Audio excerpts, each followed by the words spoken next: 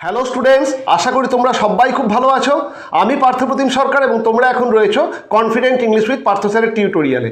আজকের এই tutorial West Bengal board of secondary এডুকেশনের ক্লাস 8-এর ছাত্রছাত্রীদের জন্য, যেখানে আমি পড়াবো তোমাদের যেটি রিভিশন লেসন তার পার্ট 2 অংশ। আমাদের আগের টিউটোরিয়ালে আমরা ক্লাস 8-এর রিভিশন লেসনের পার্ট 1 অংশ করে গেছি, যেখানে অ্যাক্টিভিটি 1 টু অ্যাক্টিভিটি 6 আমরা করে গেছি। যারা সেই আগের ভিডিওটা দেখোনি বা যারা এই চ্যানেলে নতুন এসছো তাদেরকে বলবো confident English with Partha sir এই ইউটিউব চ্যানেলে যাবে। সেখানে ক্লাস 8-এর যে প্লেলিস্ট আছে সেই প্লেলিস্টে তোমরা ঢুকলেই দেখতে পাবে ওই ভিডিওটি আপলোড করা আছে। ভিডিওটা দেখে নিও, তাহলে তোমাদেরকে এই রিভিশন লেসনটা বুঝতে সুবিধা হবে। চলো আজকে অ্যাক্টিভিটি 7 থেকে আমাদের রিভিশন লেসনের পার্ট 2 অংশ। অ্যাক্টিভিটি 7-এ কি বলা আছে? অ্যাক্টিভিটি 7-এ বলা আছে the words in brackets are homophones. Homophones কথাটার অর্থ হলো সমচ্চারিত শব্দ, মানে একই রকম উচ্চারণ কিন্তু অর্থগুলো পৃথক। বাংলায় বলা হয় সমচ্চারিত শব্দ, ইংরাজিতে তাই হচ্ছে হোমোফোনস। তা the words in brackets are homophones, এখানে যে ব্র্যাকেটের মধ্যে যে শব্দগুলো আছে সেগুলো সমচ্চারিত, মানে একই রকম তাদের উচ্চারণ কিন্তু তাদের অর্থগুলো পৃথক। Choose the correct option and fill in the blank. কোন মানে দুটি করে শব্দ দেওয়া আছে যাদের উচ্চারণ এক কিন্তু অর্থ আলাদা, শূন্যস্থানে কোনটা আগে বসবে কোনটা পরে বসবে, মানে কোনটা কোথায় বসবে সেটা আমাদেরকে নির্ণয় করতে হবে। ওকে, 1 মানে এতে দেখো, dash are 2 coconut trees in dash garden. এখানে ব্র্যাকেটের মধ্যে আছে দেয়ার, THERE দেয়ার মানে সেখানে, আর THEIR দেয়ার মানে তাদের। তাই এই শূন্যস্থানটা কি হবে আমি বলছি, তোমরা একবার দেখে নাও। দেয়ার আর THERE দেয়ার মানে সেখানে, there are 2 coconut trees in there garden তাদের বাগানে, THEIR। ঠিক আছে, তাহলে প্রথমটা হচ্ছে there THERE there are 2 coconut trees in there garden তাদের বাগানে, THEIR। এইগুলো আমি পুরোটা লিখছি না, আমি খালি প্রথমে কি হবে এই অ্যাক্টিভিটি 7-এর এতে, প্রথমটাতে হচ্ছে THERE দেয়ার আর পরেরটাতে হবে THEIR দেয়ার তাদের। Okay. B, last Sunday I dash Munni at the bus stop she is my close dash.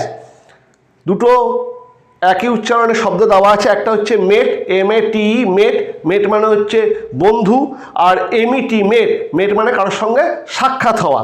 তাহলে আমাদেরকে এখানে শূন্যস্থানটা কি হবে? Last Sunday I met Munni, MET আমার মুন্নির সঙ্গে দেখা হয়েছিল at the bus stop. She is my close mate সে আমার খুব ঘনিষ্ঠ বন্ধু, MATE। তাহলে শূন্যস্থানটা কি হবে? বি এর প্রথমেরটা হচ্ছে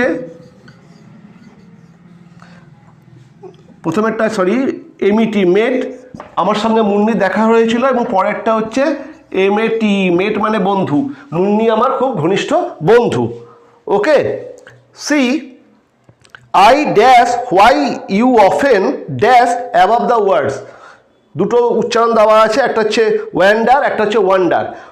ঠিক আছে, ওয়ান্ডার মানে হচ্ছে ঘোরাঘুরি করা, ঠিক আছে, আর ওয়ান্ডার কথাটা হচ্ছে অবাক হওয়া। তাহলে এখানে কি হবে?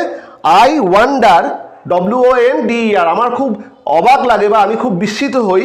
Why you often wonder about in the woods, কেন তুমি এই জঙ্গলের মধ্যে ঘোরাঘুরি করো। উডস কথাটার অর্থ হলো জঙ্গল, কেন তুমি জঙ্গলের মধ্যে ঘোরাঘুরি করো সেটা ভেবে আমি খুব অবাক হই। তাহলে প্রথমটা হবে ওয়ান্ডার, WONDER, এবং পরেরটা হবে ওয়ান্ডার, WANDER।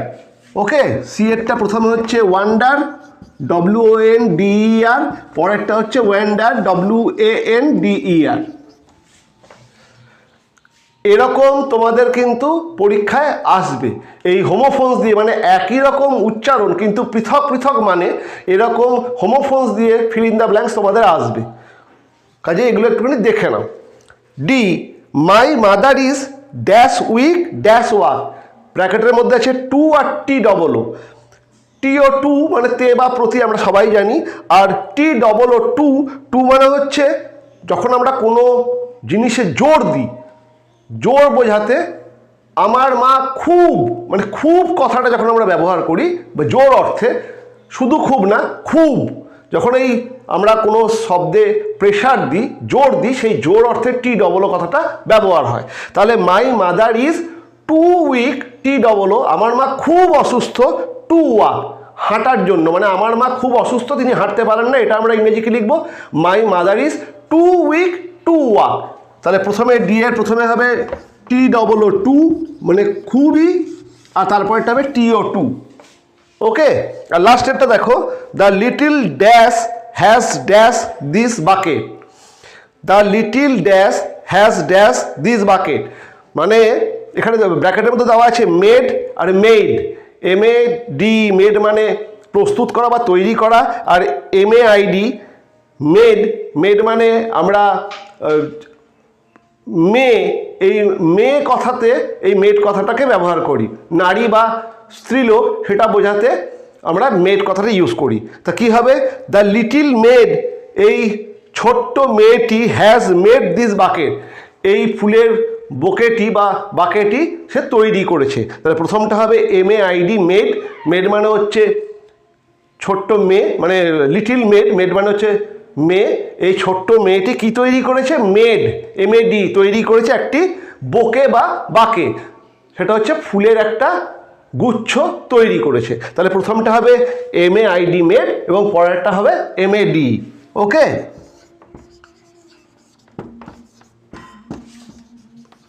তাহলে এই হলো আমাদের 5টা শূন্যস্থান আমরা হোমোফোনস দিয়ে করলাম। তাহলে আরেকবার বলে দিচ্ছি, প্রথমেরটা হচ্ছে there are 2 coconut trees in there garden. বিয়েরটা last Sunday I met MET Munni at the bus stop, she is my close mate MAT বন্ধু। C I wonder WONDER why you often wander about in the woods, WANDER wander মানে হচ্ছে ঘোরাফেরা করা। D my mother is too weak TOO too weak to walk, এবং E the little maid MAID has made this bouquet, MAD made this bouquet বা বাকে। ওকে, উচ্চারণটা কিন্তু বাকের নয়, উচ্চারণটা হচ্ছে বোকে। উচ্চারণের মানে যেভাবে ইংরেজিটা আসে এটাতে মনে হয় বাকে, কিন্তু উচ্চারণটা অরিজিনাল হচ্ছে বোকে।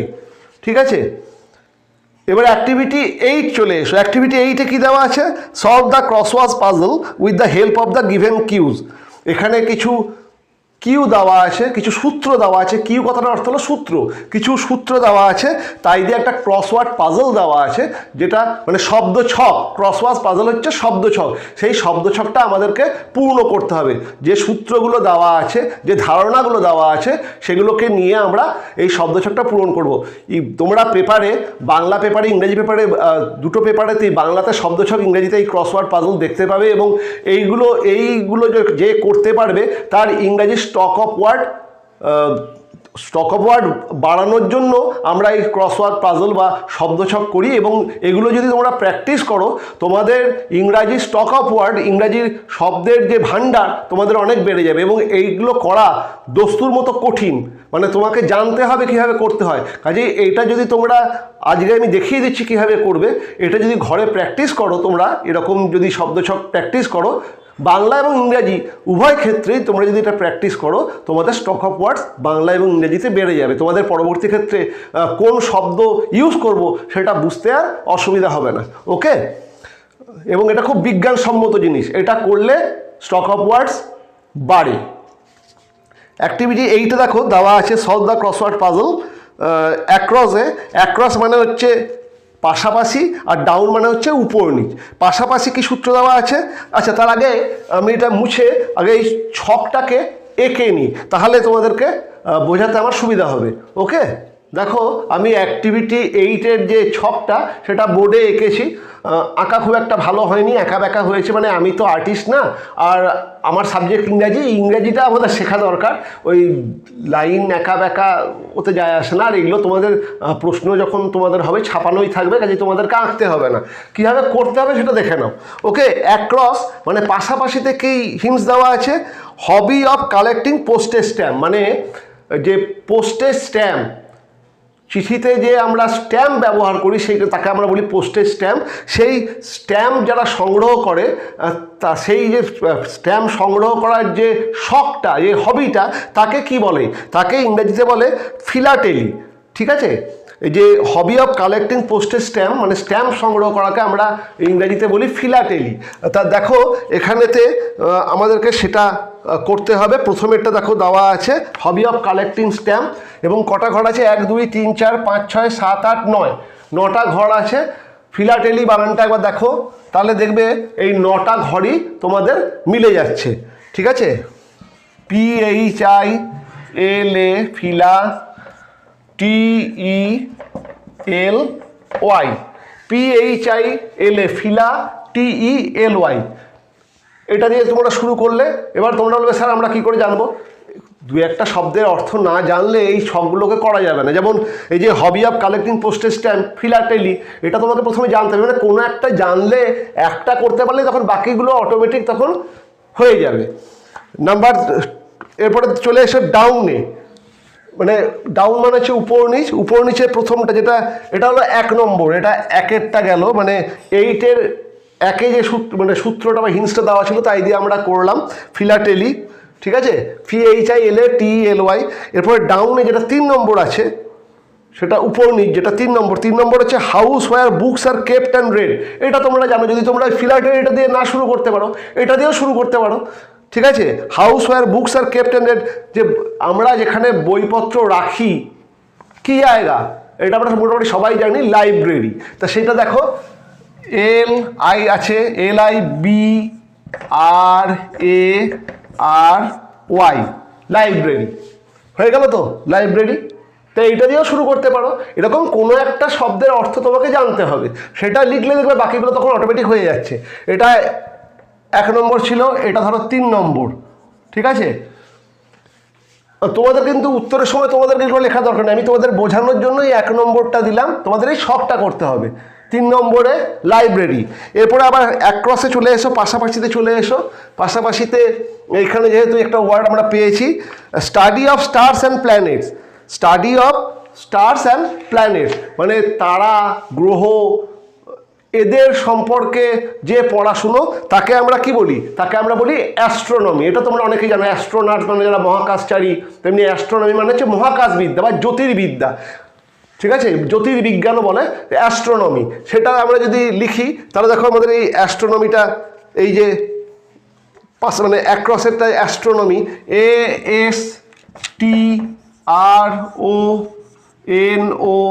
ASTRONOMY, অ্যাস্ট্রোনমি, দেখো হয়ে যাচ্ছে, ASTRONOMY, অ্যাস্ট্রোনমি। এটা আমাদের অ্যাক্রসে আছে, পাশাপাশি আছে study of stars and planets, মানে মহাকাশবিদ্যা বা জ্যোতির্বিজ্ঞান, তাকে বলা হয় অ্যাস্ট্রোনমি। তাহলে এটা হলো আমাদের 2 নম্বর। আর লাস্ট বাকি রইল 4 নম্বর, সেটা হচ্ছে উপর নিচ, ডাউনে আছে দেখো, a person who make spots. এটাও তোমরা জানো, মানে একটাই খালি তোমাদের একটু কঠিন, ফিলাটেলিটা। ওই রকমই তো একটা দুটো কঠিন থাকবে যেগুলো তোমাদেরকে সেই শব্দটা তোমরা জেনে যাবে, মানে সবকটা তো তোমরা জানবে না, এগুলো করতে করতেই শব্দগুচ্ছ তোমাদের সংগ্রহে বাড়বে। ফিলাটেলিটা তোমরা শিখলে, তেমন লাইব্রেরি তোমরা জানো, অ্যাস্ট্রোনমিও জানো। Sorry, a person who make spots, যে মাটির পাত্র তৈরি করে তাকে আমরা কি বলি? পটার। এটাও তোমরা জানো। দেখো এখানে হয়ে যাচ্ছে POTTE আছে আর পটার, এটাও তোমরা জানো। দেখো পুরো ছকটা, এটা 4 নম্বর, পুরো ছকটা তোমাদের হয়ে গেল। প্রথমেরটা হলো উপর নিচ যদি দেখি, প্রথমে লাইব্রেরি আর ওদিকে পটার, আর পাশাপাশি হচ্ছে ফিলাটেলি আর অ্যাস্ট্রোনমি। ওকে, তাই এরকমভাবে আমরা শব্দছকগুলো করব। আমাদেরকে এগুলো প্র্যাকটিস করতে হবে, বিভিন্ন রকম শব্দছক। প্রথমেই তোমরা সব পারবে না, প্রথমে তোমাদেরকে মানে সাহায্য নিতে হবে, হয় টিচারদের সাহায্য নিতে হবে, গার্জেনের সাহায্য নিতে হবে, বা ইংলিশ ডিকশনারি বা বাংলা ডিকশনারি, সেইগুলো মানে বাংলা ডিকশনারি যা করলে বাংলা শব্দকোষ, ইংলিশ ডিকশনারি, তার সাহায্য নিতে হবে। কিন্তু এইগুলো যদি তোমরা করো তোমাদের ইংরেজি স্টক অফ ওয়ার্ডস বাড়বে, এবং এইটাই হচ্ছে ইংরেজি স্টক অফ ওয়ার্ডস বাড়ার সবথেকে সহজ এবং বিজ্ঞানসম্মত পন্থা। ওকে, যেমন অনেকেই ইংরেজি শেখার জন্য ইংরেজি পেপার রাখে। ইংরেজি পেপার অবশ্যই ইংরেজি শেখায়, বিশেষ করে এটা একটু উঁচু ক্লাসে সবাই রাখে, যে সপ্তাহে একদিন ইংরেজি পেপার রাখলাম, সেটা পড়লাম। কিন্তু সপ্তাহে একদিন ইংরেজি পেপার পড়লে ইংরেজির স্টক অফ ওয়ার্ডস আচমকা বেড়ে যায় না, মানে ওটা একটা পন্থা। কিন্তু সবথেকে ভালো হয় যদি এই শব্দছকগুলো কেউ প্র্যাকটিস করে। এরকমও শব্দছকের বইও কিনতে পাওয়া যায়, সেখানে ইনফরমেশনও দেওয়া থাকে, উত্তরও দেওয়া থাকে, সেগুলো প্র্যাকটিস করলে স্টক অফ ওয়ার্ডস বাড়ে। আর একটা জিনিস মানে ইংরেজি পেপারের আর একটা কাজ আছে, তোমার অভ্যাসকে তৈরি করা, বিভিন্ন রকম লেখালেখির সঙ্গে পরিচিত করা। সেটা ইংরেজি পেপার ছাড়াও খুব বাজারে খুব সহজ ভাষাতে বেশ কিছু বেড টাইম স্টোরিজ পাওয়া যায়। মানে ইংরেজি পেপার পড়ার থেকেও কেউ যদি বেড টাইম স্টোরিজ পড়ে, সেই গল্পগুলো পড়তেও মজার লাগে এবং খুব সহজ গল্প, তোমরাও পড়তে পারো। তোমরা যদি প্রথম দিন থেকে English bed time stories 101 short stories এরকম প্রচুর বাজারেতে বেড টাইম স্টোরিজ পাওয়া যায়, দামও খুব কম এবং সবথেকে বড় কথা খুব সহজ ইংরাজি, মানে খুব একটা ইংরাজিই নয়, কিন্তু ওগুলো পড়লে কী হবে, গল্পের প্রতি তোমাদের যদি কোনো অ্যাট্রাকশান তৈরি হবে, তখন ভাষাটাকে তোমরা ভালোবাসতে শিখবে। কাজেই যারা ইংরেজি শেখার জন্য পেপার ইউজ করো, তাদেরকে আমি বলবো পেপার একটা সার্টেন স্টেজের পরে পেপার ইউজ করো, কিন্তু সবার আগে English bed time stories, English short stories, যেগুলো বাজার চলতি স্টেশনের বিভিন্ন স্টলে বা বুক স্টলে পাওয়া যায়, ওরকম একটা দুটো বই সংগ্রহ করো এবং ইচ্ছা হোক না হোক একবার করে চোখ বোলাও। দেখবে 2-4 দিন চোখ বোলাতে বোলাতে ওটা তোমাদের অ্যাডজাস্ট হয়ে যাচ্ছে, আর ওগুলো খুব বড় বড় ওয়ার্ডে সুন্দর করে লেখা থাকে, ছবি দেওয়া থাকে, আগ্রহ জন্মালে তখন তোমার সাবজেক্টটাকে ভালো লাগবে এবং ইংরেজিতে তোমার একটা অটোমেটিক পড়ার আগ্রহ তৈরি হবে, একটা অভিজ্ঞতা বাড়বে, লেখার ক্ষমতাও তৈরি হবে। ওকে, ঠিক আছে। এরপরে চলো অ্যাক্টিভিটি 9-এর এটা করি। 9-এর এতে কি বলছে, match the words in column A with their synonyms in column B. Column এতে যে ওয়ার্ডগুলো দেওয়া আছে তাদের সিনোনিম মানে হচ্ছে সমার্থক শব্দ, একই অর্থ। আগেরটা আমরা পড়লাম হোমোফোন, সমোচ্চারিত শব্দ, কিন্তু অর্থগুলো আলাদা। এটা আমরা করব সিনোনিমস, মানে উচ্চারণ আলাদা কিন্তু অর্থ এক, সমার্থক শব্দ। তাই আমাদের যে ওয়ার্ডগুলো এই সেকশানে দেওয়া আছে তার বি সেকশানে তার সমার্থক মানে একই অর্থের ওয়ার্ড দেওয়া আছে, সেগুলো আমাদেরকে করতে হবে, ফিল ইন দ্য ব্ল্যাঙ্কসটা কমপ্লিট করতে হবে বা ম্যাচ করতে হবে, ফিল ইন দ্য ব্ল্যাঙ্কসটা ম্যাচ করতে হবে। ওকে, চলো আমরা 9 এটা করে নিই। যেমন প্রথমে আছে এতে ক্যাসেল, নাম্বার 1-এ দেখো ক্যাসেল মানে কি, ক্যাসেল মানে হচ্ছে প্রাসাদ, ঠিক আছে, রাজপ্রাসাদ বলবো না, প্রাসাদ, বেশ বড় বাড়ি। ওকে, এই ক্যাসেলের সঙ্গে বিতে দেখো সিনোনিমস কোথায় ম্যাচ করবে, ফোর্ট, যেটা সিতে আছে ফোর্ট মানে হচ্ছে দুর্গ। এই ক্যাসেলকে আর ওর থেকে আর কোনো নিকটবর্তী কোনো শব্দ পাওয়া যাচ্ছে না, ক্যাসেল এখানে হবে ফোর্ট মানে হচ্ছে দুর্গ, মানে সেটাও বিশাল বড় বাড়ি, ঠিক আছে। ক্যাসেল মানে যেমন প্রাসাদ, ফোর্ট মানে দুর্গ, দুটো এক্স্যাক্ট একই না, কিন্তু এখানেতে এইটাই নিয়ারেস্ট মিনিং, কাজে তোমাকে এটাই লিখতে হবে। ওকে, তোমরা যদি বলতে পারো যে স্যার ক্যাসেল মানে তো ফোর্ট না, কিন্তু এখানে যেটা দাও তোমাকে, যেটা সাপ্লাই করা আছে সেই নিয়ারেস্ট যেটা, সেটাকেই তোমাকে লিখতে হবে। নাম্বার 2-এ দেখো এতে আছে রাস্টিক মানে হচ্ছে গ্রাম্য, তার বিতে দেখো একদম নাম্বারে দেখো রুরাল মানেও গ্রাম্য, এটা একদম এক্স্যাক্ট মিনিং। কাজে রাস্টিকের পাশে আমরা লিখব যে নাম্বারটা রুরাল। ওকে, নাম্বার 3 স্যাভেজ মানে হচ্ছে বুনো বা বন্য, এটার বিতে দেখো নাম্বার এতে দেওয়া আছে ওয়াইল্ড মানেও বুনো বা বন্য, কাজে স্যাভেজ হবে ওয়াইল্ড। নাম্বার 4 ব্লুজম মানে হচ্ছে ফুল, ঠিক আছে, ব্লুজম কথাটা অর্থ হলো ফুল। দেখো বিতে নাম্বার বিয়ে আছে ফ্লাওয়ার মানেও ফুল, কাজেই ব্লুজমের পাশে আমরা লিখবো ফ্লাওয়ার।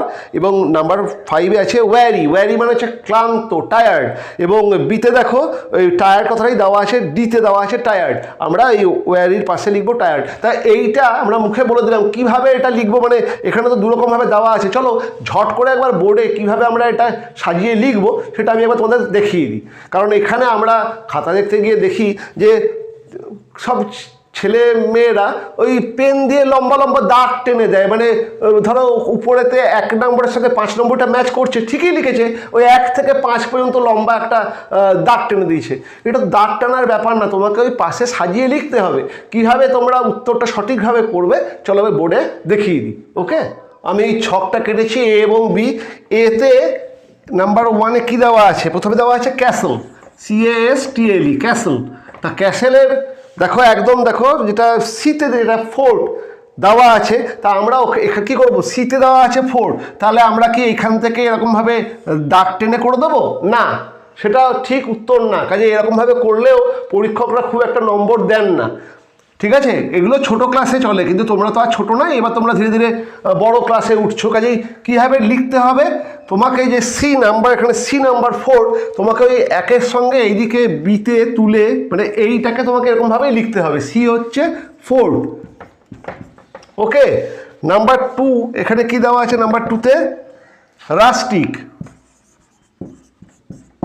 রাস্টিক, এবং রাস্টিকের হচ্ছে একদম ইতে আছে রুরাল, তোমাকে ই লিখে RURAL, রুরাল লিখলে। ওকে, নাম্বার 3 স্যাভেজ,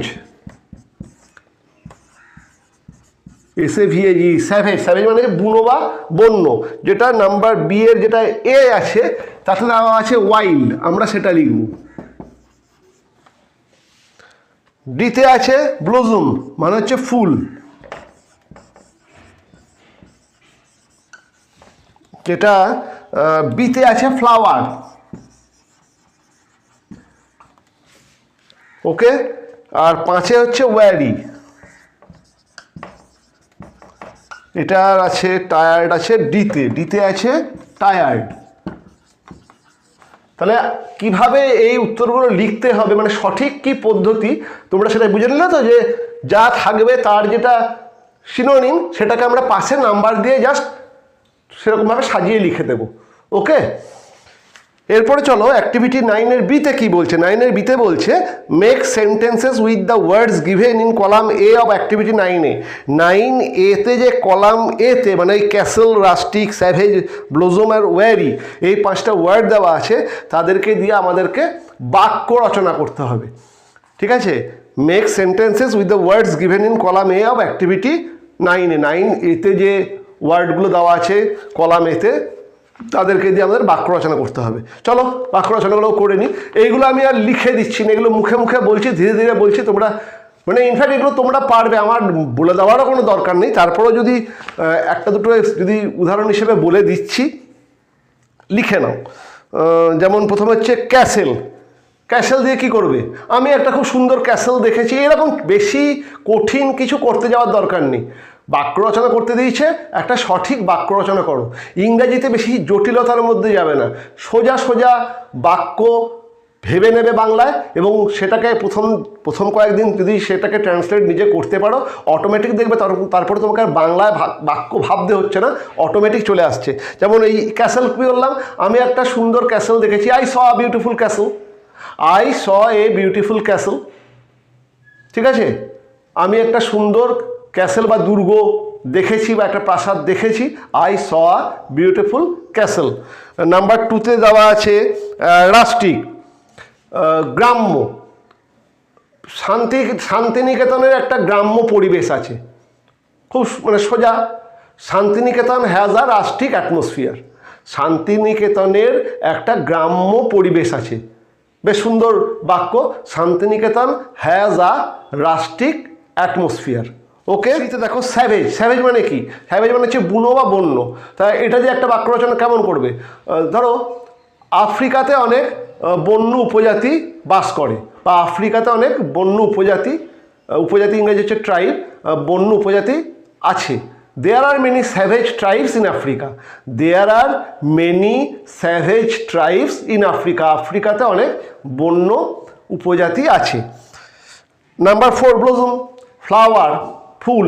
এটা দিয়ে তুমি কেমন বাক্য রচনা করবে? টাটকা ফুল দেখতে ভালো। Fresh blossoms look good. Fresh blossoms look good, look nice.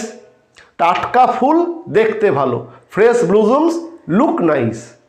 Okay, number 5 weary. Weary মানে হচ্ছে ক্লান্ত, টায়ার্ড। তাই এটা দিয়ে আমরা বাক্য রচনা করবো, C looks very worry. C looks very weary and পেল। তাকে খুব ক্লান্ত এবং রক্তশূন্য। পেল মানে হচ্ছে সাদাটে বা ফ্যাকাশে বা রক্তশূন্য লাগছে। She looks very weary and pale, he looks very weary and pale. এরকম ছোট ছোট সেন্টেন্স নিজেরা তৈরি করো। আমি যেগুলো বললাম এগুলো লিখে নাও, কিন্তু আমি চাইবো তোমরা নিজেরা এরকম ছোট ছোট সেন্টেন্স তৈরি করো। ঠিক আছে, তাহলে এটা হলো অ্যাক্টিভিটি 9-এর অ্যাক্টিভিটি 9-এর সিতে কী বলছে? অ্যাক্টিভিটি 9-এর সিতে বলছে add prefix or suffix to the following words to form opposites. নিচে যে ওয়ার্ডগুলো দেওয়া আছে secure, patient, hope, appear, bound, এদের প্রেফিক্স বা সাফিক্স অ্যাড করে এদের বিপরীত অর্থ আমাদেরকে তৈরি করতে হবে। প্রেফিক্স বা সাফিক্স কাকে বলে? শব্দের আগে বা পরে কিছু লেটার বসে যখন শব্দের অর্থকে পরিবর্তন করে দেয়, আমরা সেই লেটার বা লেটার সমষ্টিকে বা শব্দগুচ্ছ অক্ষরগুচ্ছকে আমরা বলি প্রেফিক্স বা সাফিক্স। প্রেফিক্স মানে হচ্ছে প্রিফিক্স, মানে যখন ফিক্স মানে হচ্ছে জোড়া, প্রি মানে হচ্ছে আগে, আগে জোড়ে যেটা তাকে আমরা বলি প্রেফিক্স। সাপ কথাটার অর্থ হচ্ছে পরে, ফিক্স মানে হচ্ছে জোড়া, পরে যেটা জোড়ে তাকে আমরা বলি সাফিক্স। প্রেফিক্স হচ্ছে শব্দের আগে বসবে, সাফিক্স শব্দের পরে বসবে। শব্দের আগে যদি কোনো লেটার বসে সেই শব্দের অর্থ চেঞ্জ করে দেয়, সেই লেটার বা গ্রুপ অফ লেটার্সকে আমরা বলি প্রেফিক্স। শব্দের পরে যদি এরকম লেটার বা গ্রুপ অফ লেটার্স বসে শব্দের অর্থ চেঞ্জ করে তাকে আমরা বলি সাফিক্স। যেমন এখানে সিকিওর এর একটা প্রেফিক্স ইন যোগ করলে হয় ইনসিকিওর। INSECURE, সিকিওরের আগে ইন বসালে ইনসিকিওর হয় এবং সেটা সিকিওর মানে হচ্ছে কি? সিকিওর মানে হচ্ছে সে সমস্ত কিছু থেকে প্রোটেক্টেড। আমি খুব সিকিওর আছি, আমি প্রোটেক্টেড আছি। আর ইনসিকিওর মানে সে প্রোটেকশন লেস। ওকে, কাজে সিকিওরের অপোজিট হচ্ছে ইনসিকিওর, সেটা ওই প্রেফিক্স ইন বসিয়ে আমরা ইউজ করব। কাজে এটা কি লেখার দরকার আছে? লেখার দরকার নেই, এগুলো তোমরা বুঝে নাও। তা ইনসিকিওরস তোমরা আচ্ছা আমি লিখেই দিই, আচ্ছা বলে নিই তারপর লিখে দিচ্ছি। সিকিওর, ইনসিকিওর, পেশেন্ট মানে হচ্ছে ধৈর্য, এর বিপরীত ইমপেশেন্ট, IMPATIENT। ইমপেশেন্ট মানে হচ্ছে অধৈর্য। তাহলে কি প্রেফিক্স ইউজ করছি? ইমপেশেন্ট। নেক্সট আছে হোপের সাফিক্স ইউজ করবো হোপলেস। হোপের পরে LESS যোগ করলে হোপ মানে হচ্ছে আশা, হোপলেস মানে হচ্ছে আশাহীন। হোপের পরে LESS যোগ করলে হোপলেস হয়। অ্যাপিয়ারের প্রেফিক্স অ্যাপিয়ার মানে হচ্ছে উদয় হওয়া, ডিসঅ্যাপিয়ার মানে অন্তর্হিত হওয়া, চলে যাওয়া, লুকিয়ে যাওয়া। ডিসঅ্যাপিয়ার, ডিসটা হচ্ছে প্রেফিক্স। এবং লাস্টে হচ্ছে বাউন্ড আর বাউন্ড মানে হচ্ছে আবদ্ধ, এর একটা সাফিক্স বাউন্ডলেস মানে হচ্ছে বিশাল ব্যাপ্তি, যার আবদ্ধ নয় সে, তাকে হচ্ছে বাউন্ডলেস। তাই এরকম প্রেফিক্স বা সাফিক্স আমরা অ্যাড করে আমরা শব্দের অর্থ আমাদের চেঞ্জ হয়ে যায় এবং বেশিরভাগ ক্ষেত্রে একদম সেটা সম্পূর্ণ বিপরীত হয়ে যায়। তাহলে আমরা চট করে এই কটাকে লিখে নিই। ওকে, হচ্ছে অ্যাক্টিভিটি 9-এর বি। অ্যাক্টিভিটি 9-এর বি শব্দগুলো আগে লিখে নিই। সিকিওর, তারপরে হচ্ছে পেশেন্ট, তারপরে হচ্ছে হোপ, তারপরে হচ্ছে অ্যাপিয়ার,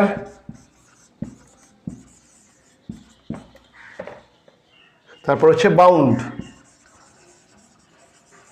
তা কি বললাম? সিকিওর হচ্ছে ইনসিকিওর, আগে IN বসিয়ে একই।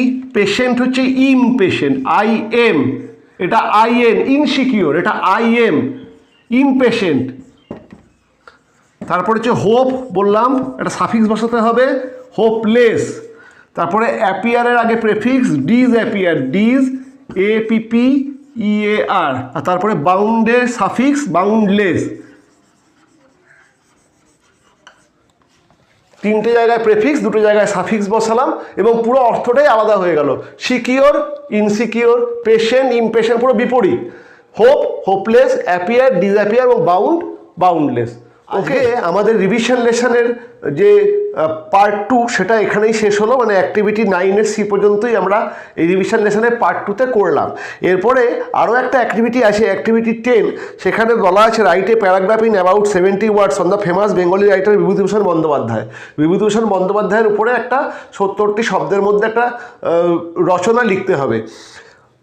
আজকের ভিডিওটা অলরেডি অনেকটা বড় হয়ে গেছে, আর এইটা লিখতে গেলে আরও 10-15 মিনিট ভিডিওটা বড় হয়ে যাবে, কারণ শুধুমাত্র তো লিখে দেওয়া না, তোমাদেরকে বুঝিয়েও দেওয়া। কাজেই আজকের এই রিভিশন লেসন পার্ট 2 ভিডিওটা এখানেই শেষ করছি। নেক্সট আরও একটা ভিডিওতে আমি মানে রিভিশন লেসন পার্ট 3-তে আমি এই প্যারাগ্রাফটা কীভাবে লিখতে হবে সেটা লিখে তোমাদের সঙ্গে আলোচনা করব। ওকে, ভালো থেকো, সুস্থ থেকো, আর ঠিকমতো ক্লাসগুলো ফলো করো। তোমাদের ইংরেজির কোনো অসুবিধা থাকবে না, তোমরা খুব সাবলীলভাবে ইংরেজি শিখে যাবে, কোনো টেনশনের ব্যাপার নেই। ওকে, দেখা হচ্ছে নেক্সট টিউটোরিয়ালে এই বিভূতিভূষণ বন্দ্যোপাধ্যায়ের রচনা নিয়ে।